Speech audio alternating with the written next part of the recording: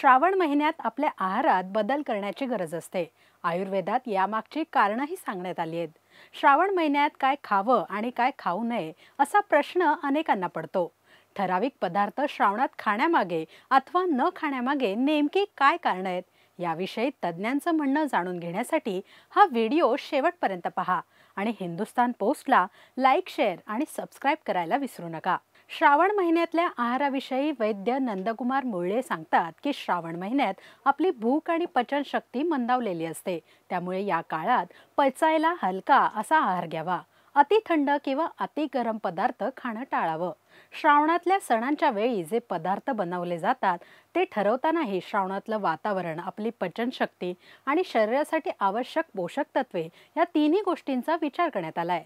तुम्ही बघितलं असेल की श्रावणात मंगळागौरीच्या मेन्यूमध्ये आवर्जून भाजणीच्या पदार्थांचा समावेश असतो, कारण भाजलेल्या धान्यांपासून बनवलेले पदार्थ खाणं या काळात चांगलं असतं। दुसरं एक उदाहरण म्हणजे नारळी पौर्णिमेला नारळी भात करतात।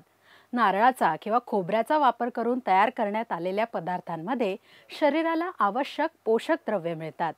श्रावणात येणाऱ्या फोडशी, भारंगी, करटुल्यासारख्या रानभाज्या तर आवर्जून खाव्यात। तसेच मुळा, शेपू, पडवळ अशा भाज्याही श्रावणात खायलाच हव्यात।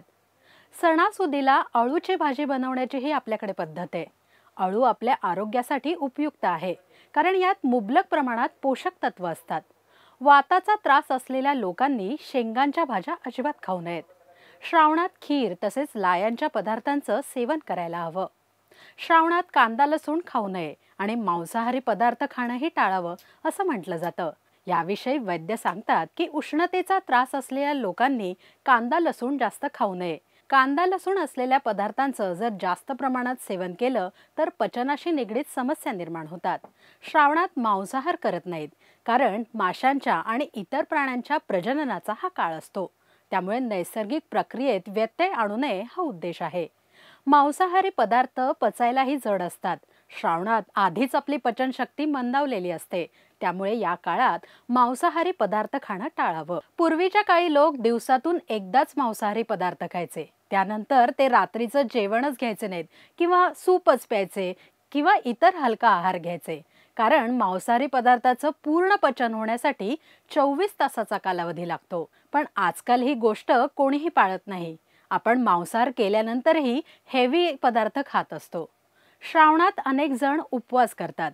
उपवासाच्या पदार्थांची निवड करतानाही आपल्याला थोडासा विचार करायला हवा। राजगिरा, शिंगाडा इत्यादी पिठांचं थालीपीठ तुम्ही खायला हवं। बटाट्याच्या किसाऐवजी सुरणाचा किस करावा। सुरणामुळे सुटणारी खाज कमी होण्यासाठी कोकमाचा आवर्जून वापर करा। उपवासाला रसदार फळांचं सेवन करा। शहाळ्याचं भरपूर पाणी प्या। वेलची, केळं, सफरचंद, पियर अशा फळांचा समावेशही तुम्ही तुमच्या आहारात उपवासाच्या दिवशी करू शकता। रताळ्याचा वापर करून तुम्हाला उपवासाची पुरणपोळीही करता येईल। सगळ्यात महत्त्वाची गोष्ट म्हणजे जेवणाच्या वेळा पाळा। आपल्या आरोग्याची काळजी घ्या आणि आनंदात श्रावण साजरा करा।